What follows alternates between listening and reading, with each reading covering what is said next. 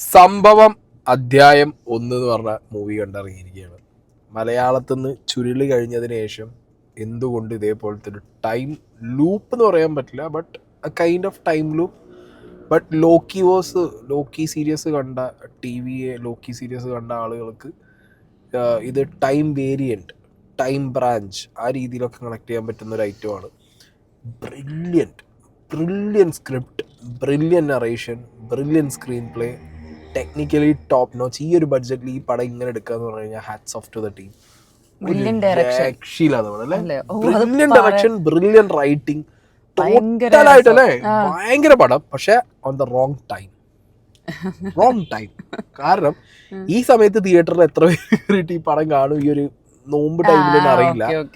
പക്ഷെ ഇത് ഈ നോമ്പ് ടൈം സർവൈവ് ചെയ്ത് പെരുന്നാൾ ടൈമിലൊക്കെ ആയണ്ടല്ലോ ആൾക്കാർ ഇങ്ങനെ കടന്ന് നമ്മൾ പല രീതിയിലുള്ള ത്രില്ലേഴ്സ്, മർഡർ, മിസ്റ്ററി, അങ്ങനെ പല ത്രില്ലേഴ്സ് കാണുന്ന മലയാളികൾക്ക് this is A top notch effort. ഒരു നമ്മുടെ ഇൻഡസ്ട്രിന്ന് അല്ലേ, ഇത്തിരി പോലൊരു ഇൻഡസ്ട്രിന്ന് ഇത്തിരി പോലൊരു ബഡ്ജറ്റും ഒരു വലിയ കാസ്റ്റ് ഒന്നും ഇല്ലാതെ ഈ ഒരു നറേഷൻ എടുത്ത സ്ക്രീൻ പ്ലേ, ആ ഒരു സൈഡ് എന്തായാലും ലക്ഷ്യം. ഇതിലെ ഡയറക്ടർ റൈറ്റർ ഒരാളാണ് ജിത്തു സതീശൻ മംഗലത്ത് എന്ന് പറഞ്ഞിട്ട്. ചങ്ങായി എന്താണെങ്കിലും ആ ഒരു ഞാൻ പറഞ്ഞല്ലോ ലോക്കി TV സാധനം കണ്ടിട്ടുണ്ടെന്ന് തോന്നുന്നു. Time acts differently, time have many branches and humans have many variance. അതൊരു കോൺസെപ്റ്റ് ആണ്. ഇത് സത്യത്തില് ഇത് ആദ്യമായിട്ട് ഇപ്പൊ ഞാൻ പറഞ്ഞല്ലോ TVA ലോക്കിവേഴ്സ് കാണാത്തവർക്ക് ഇത് എഴുതി ഉണ്ടാക്കുന്ന ഒരു സംഗതിയൊക്കെ ഭയങ്കരമായിട്ട് തോന്നി.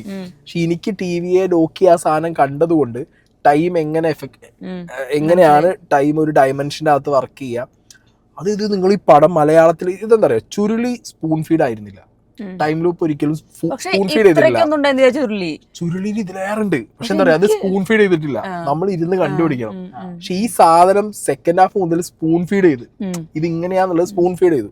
പക്ഷെ അത് നന്നായി, കാരണം പക്ഷെ എന്നാലും സെക്കൻഡ് ഹാഫിൽ സ്പൂൺ ഫീഡ് ചെയ്തു. മനസ്സിലാവാത്തവർക്കും കൂടി ടൈം ഇങ്ങനെയാണ്, ഇതൊരു ലൂപ്പാണ് എന്നുള്ളത് ഇപ്പോഴും എല്ലാവർക്കും കിളി മാറിയിട്ട് തന്നെ ഇരിക്കണ്ടാവുള്ളൂ. സത്യം അല്ല, അറിയാത്തവര് കുറെ ആൾക്കാർ ഇപ്പോഴും തിയേറ്ററിലുണ്ട് കേട്ടോ. നിങ്ങൾ ആദ്യം ഉറപ്പിക്കേണ്ടത് ഈ സിനിമ കാണാൻ പോകുമ്പോ തിയേറ്റർ ആംബിയൻസ് ആണ്. കാരണം ഒരു അന്തം ഇല്ലാതെ പടം എന്താന്ന് മനസ്സിലാവാതെ കുറെ എണ്ണം അകത്ത് കയറി ഇരുന്നിട്ട് പല കൗണ്ടേഴ്സും പല കാര്യങ്ങളും പറയും. അതിലൊന്നും നിങ്ങൾ പോയി വീഴാൻ നിൽക്കരുത്. പ്രേതപ്പടാന്നൊക്കെ പറഞ്ഞ് ഇറങ്ങി പോകണ്ടായിരുന്നു. ഞാൻ ബാക്കിൽ ഒരുത്ത് ഇറങ്ങി പോണേക്ക് ഇത് പ്രേതപ്പടാണ്, അത് പ്രേതപ്പടാ ടൈം ലൂപ്പടാ, അത് പറയാൻ പറ്റില്ലല്ലോ. പോയി. അപ്പൊ ഓക്കെ ഗൈസ്, അപ്പൊ പടത്തിലേക്ക് വരാം. പടത്തില് സിദ്ധാർത്ഥ് ഭരതൻ ഉണ്ട്, അഷ്കർ അലി ഉണ്ട്, വിനീത് ഉണ്ട്. അഷ്കർ അലി കറക്റ്റ് ആസിഫ് അലി ട്ടോ. അല്ല, അഷ്കർ അലിനെ കിട്ടിയപ്പോൾ ഗുണം എന്താ അറിയോ, ആസിഫ് അലിന്റെ ഒരു എഫക്ട് കിട്ടി. ക്ലോണ് ബോഡി ഡബിൾ എന്നൊക്കെ പറയില്ലേ, അതുപോലെ എല്ലാ ആംഗിളും ആസിഫ് അലി തോന്നിയത്. ക്യാമറ വെച്ചാ മതി. അയാളുടെ അഭിനയം ആസിഫ് അലി റേഞ്ച് ഇല്ലെങ്കിൽ അഡ്ജസ്റ്റ് ചെയ്യാം. കാരണം ഈ ബഡ്ജറ്റിൽ നമുക്കൊരു ഇതിന് അഷ്കർ അലിക്ക് അങ്ങനെ എക്സ്ട്രാ ഓർഡിനറി പെർഫോമൻസ് ചെയ്യാൻ ഉണ്ടോന്ന് ചോദിച്ചാൽ എക്സ്പ്രഷൻ ഇട്ട് പെർഫോം ചെയ്യാനൊന്നും ഇല്ല. പക്ഷെ ഇതിലെ കഥയ്ക്ക് ആ ഫ്ലോ അനുസരിച്ച് ആ ക്യാരക്ടറിനെ കൊണ്ടുപോകുക എന്നുള്ളൊരു സാധനം അഷ്കർ അലി വെച്ചാൽ മതി. അത് കൃത്യമായിട്ട് നന്നായി അഷ്കർ അലി ചെയ്തിട്ടുണ്ട്. വിനീത് കുറച്ച് കാലത്തിന് ശേഷം അല്ലേ, വിനീത് ഒരു നല്ല ഒരു പോലീസ് ഓഫീസർ ക്യാരക്ടറാണ്. അഷ്കർ അലി ഒരു പോലീസ് ഓഫീസറാണ്. പടത്തിന്റെ തുടക്കം തന്നെ വരുന്നതെന്ന് പറഞ്ഞാൽ ഒരു സായിപ്പിന്റെ ഒരു പഴയ സ്റ്റോറി കാണിച്ചിട്ടാണ്. ആ സ്റ്റോറിയിൽ നിന്ന് തുടങ്ങുകയാണ് ഇതിന്റെ കഥ. That is happening in A forest. ഒരു ഫോറസ്റ്റ്, ഈ സ്റ്റോറി പ്ലസ് ആ ഫോറസ്റ്റിൽ ഒരു അമ്പലം, ആ അമ്പലത്തിൽ ഒരു വിഗ്രഹം, ഒരു കാക്കേൻ്റെ തലമുള്ള ഒരു വിഗ്രഹം. ഇതിനെ ചുറ്റിപ്പറ്റി ഒരു ടൈം ലൂപ്പ് പോവാണ്. ഈ ലൂപ്പിലേക്ക് എങ്ങനെയാണ് ഓരോ ക്യാരക്ടേഴ്സ് ആഡ് ആവുന്നത്, അഷ്കർ അലിന്റെ ക്യാരക്ടർ അടക്കം എല്ലാ ക്യാരക്ടേഴ്സും ഈ ലൂപ്പിലേക്ക് എങ്ങനെ ആഡ് ആവുന്നു, ആ ലൂപ്പിലേക്ക് കാണുന്ന നമ്മൾ പ്രേക്ഷകരും ഫസ്റ്റ് ഹാഫ് തന്നെ കയറും. നമ്മൾ തന്നെ ഫസ്റ്റ് ഹാഫ് കഴിയാൻ നേരത്തെ നിന്ന് എങ്ങനെ പുറത്തിറങ്ങുന്നുള്ള വിചാരിച്ച് ഇങ്ങനെ ആകെ അന്തം വിട്ടിരിക്കും. കാരണം ആ ലൂപ്പ് ഇതിന്റെ ഫസ്റ്റ് ഹാഫിന് ഇന്റർവെൽ ബ്ലോക്കിൽ മോനെ ഒരു ത്രില്ല് സാധനം വെക്കുന്നുണ്ട്. അതായത് ഒരു ലൂപ്പാണെന്ന് എക്സ്പെക്ട് ചെയ്തു, പക്ഷെ അത് അങ്ങനത്തെ രീതിയിലുള്ള ഒരു ലൂപ്പാന്നുള്ളത് നമ്മൾ വിചാരിക്കില്ല. ഇന്റർവൽ പഞ്ച് കിട്ടില്ല, രക്ഷയില്ല സാധനം.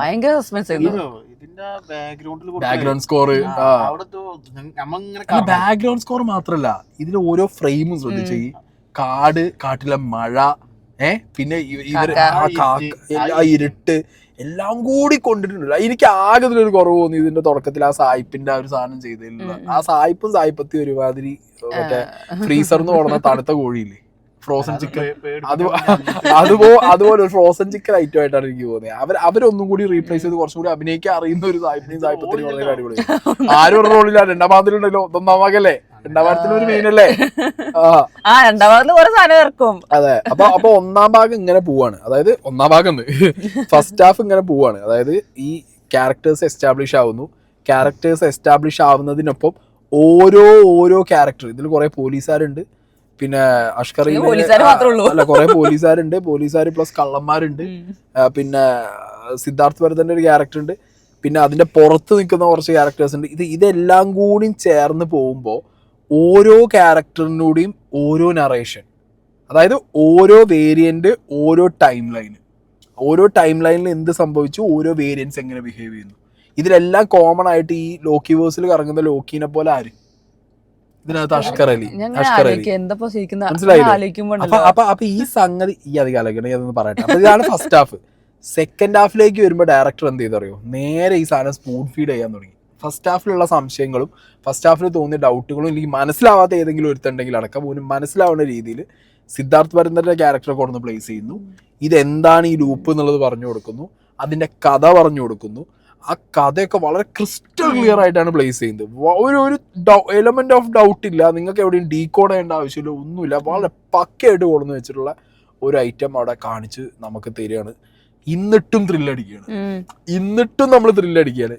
എന്നിട്ട് ഞാൻ ആലോചിച്ചു, ഇതിന്റെ ക്ലൈമാക്സ് പോകുമ്പോ അയ്യോ ഇത് ഇത്രയും കാണിച്ച സ്ഥിതിക്ക് ഇനി ക്ലൈമാക്സിൽ ഇതിന്റെ സെക്കൻഡ് ഹാഫ് 1ാം ഭാഗം എന്നിട്ട് ഇതിന്റെ 2ാം ഭാഗത്തേക്ക് എന്ത് വെക്കാനാന്നുള്ളത് ആലോചിച്ചുകൊണ്ടിരിക്കുമ്പോ കറക്റ്റ് അവർ ആ ക്ലൈമാക്സ് കൊണ്ടുവന്ന് വെച്ചൊരു ഐറ്റം വീണ്ടും എന്തായി, നമ്മൾ മറന്നുപോയൊരു സാധനമായി. പറഞ്ഞിട്ടുണ്ട് കഥയിൽ, പക്ഷെ ക്ലൈമാക്സ് ആകുമ്പോഴത്തേക്ക് അത് ഒന്നും കൂടി നമുക്ക് വിർച്വലി ഒന്നുകൂടി ലൂപ്പ് കയറാൻ ഒന്നുകൂടി എസ്റ്റാബ്ലിഷ് ചെയ്ത് തന്നിട്ട് ക്ലൈമാക്സ് കൊണ്ടുപോയി നിർത്തി.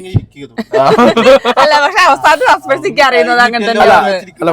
പക്ഷെ ആ സസ്പെൻസിലേക്ക് എത്തിയ രീതി ഭയങ്കര രസമായിരുന്നു. ഇതിന്റെ ക്ലൈമാക്സ് എത്തിയ രീതി ഭയങ്കര അടിപൊളിയായിട്ട് കൊടുക്കുന്നുണ്ട്. അപ്പൊ അധ്യായം 1 തകർത്തു. മലയാളത്തില് നല്ല, ഇനി ഞാൻ കൽക്കി 2 വെയിറ്റ് ചെയ്യുന്നതാണ്. കുറെ പാർട്ട് 2 നമ്മൾ വെയിറ്റ് ചെയ്യുന്നുണ്ട്. ഇതിന്റെ പാർട്ട് 2 ഞാൻ ഡെഫിനറ്റ്ലി വെയിറ്റിംഗ് ആണ്. കാരണം ഇതിന്റെ പാർട്ട് 2 ഒന്ന് കാണണം.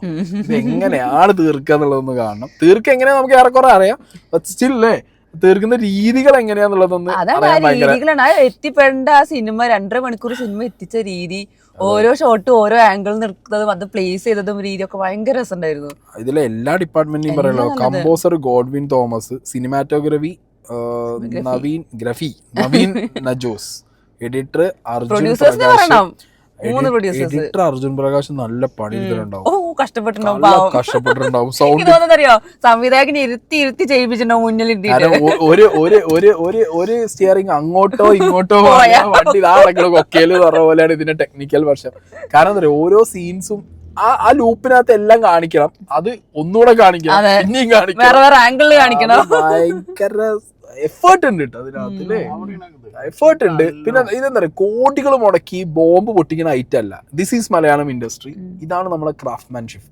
നമുക്ക് ഇത്ര പൈസ മതി, ഇത്ര പൈസക്ക് ആണെങ്കിലും ഉണ്ടല്ലോ കിണ്ണ സാധനങ്ങൾ എടുത്തേക്കും. ഒരു രക്ഷയില്ലാത്ത മൂവി. നിങ്ങൾ നോമ്പ് ടൈമാ നോക്കണ്ട, നോമ്പ് കഴിഞ്ഞിട്ട് നിങ്ങൾ വല്ല പാർക്കിലോ ബീച്ചിലോ അല്ലെ അവിടെ എവിടെയെങ്കിലും പോകുന്നൊരു സമയത്ത് ജസ്റ്റ് ഒന്നില്ലേ തിയേറ്ററിൽ കയറി കണ്ടു കഴിഞ്ഞാൽ നിങ്ങൾക്ക് 2.5 മണിക്കൂർ ബർത്താണ്. 2.5 മണിക്കൂർ എന്നൊക്കെ പറഞ്ഞു കഴിഞ്ഞാൽ നമ്മളെ എക്സ്ട്രീം ത്രില്ല് അടുപ്പിച്ച് നിർത്തുന്ന ഒരു ഐറ്റം ആണ്. ഞാൻ thoroughly satisfied അല്ലേ, 100% സാറ്റിസ്ഫൈഡ് ആണ്. ഇന്റർവെല്ലിന്റെ സമയത്തുള്ള സംഭവമൊക്കെ ഭയങ്കര രസമുണ്ടായിരുന്നു. ഇനി എന്താവും എന്നുള്ള കാണാൻ ഭയങ്കര ആഗ്രഹം. എന്താ പറയാ, കുറച്ച് ദിവസമായിട്ട് തിയേറ്ററിലൊന്നും സിനിമ ഇല്ലാതെ. പക്ഷെ ഇത് പറയാൻ പറ്റില്ല, കുറെ ആൾക്കാർക്ക് മനസ്സിലാവൂല കേട്ടോ. ഇല്ല ഇത് മനസ്സിലായില്ലെങ്കിൽ പിന്നെന്താ ഇത്രയും സ്പൂൺ ഫീഡ് ചെയ്തിട്ട് മനസ്സിലായില്ലേ? എനിക്ക് മനസ്സിലായി. ഇനി എനിക്ക് കൂടുതൽ ഇതിനെ കുറിച്ച് അറിയണമെങ്കിൽ ഞാൻ പറഞ്ഞല്ലോ അഗൈൻ ഹൗ ടൈം വർക്ക്സ് എന്നുള്ളത് മറ്റേ TVA ലോക്കി സീരീസിലുണ്ട്. അത് കണ്ടേ ഞങ്ങൾക്ക് മനസ്സിലാവും. എല്ലാ കഥ ഇനി ഇതിൽ കൂടുതൽ അറിയണമെങ്കിൽ ഇതിന്റെ ഒരു വലിയ ലാർജർ വേർഷൻ, ഫുൾ സ്കെയിൽ വേർഷനാണ് TVA ലോക്കി വേഴ്സ് എന്ന് പറഞ്ഞുള്ള സാധനം ഉള്ളത്. നിങ്ങളത് ഹോട്ട്സ്റ്റാറിൽ കയറി കണ്ടാൽ മതി. അത് കാണുമ്പോൾ നിങ്ങൾക്ക് ഏകദേശം മനസ്സിലാവും how time works, how variance works എന്നുള്ളത് നിങ്ങൾക്ക് മനസ്സിലാവും. അപ്പൊ ഓക്കെ ഗൈസ്, കൊല്ലത്തിലാണ് ഞാൻ 1994. ഞാൻ മെയ് 26 ഞങ്ങളിപ്പോൾ പോന്നിട്ടില്ല. ഇതൊരു മാതിരി ജോർജ് കുട്ടി മറ്റേ ധ്യാനത്തിന് പോയ ലൂപ്പായി പോയി. എല്ലാത്തിനും കാരണം അവനാണ്. അത് നിങ്ങൾ കാണണം. അതാണ് അവനാണ് എല്ലാത്തിനും കാരണം. അതെ. അപ്പൊ ഓക്കെ ഗൈസ് ബൈ. അടിപൊളി പടം കേറി കണ്ടോ.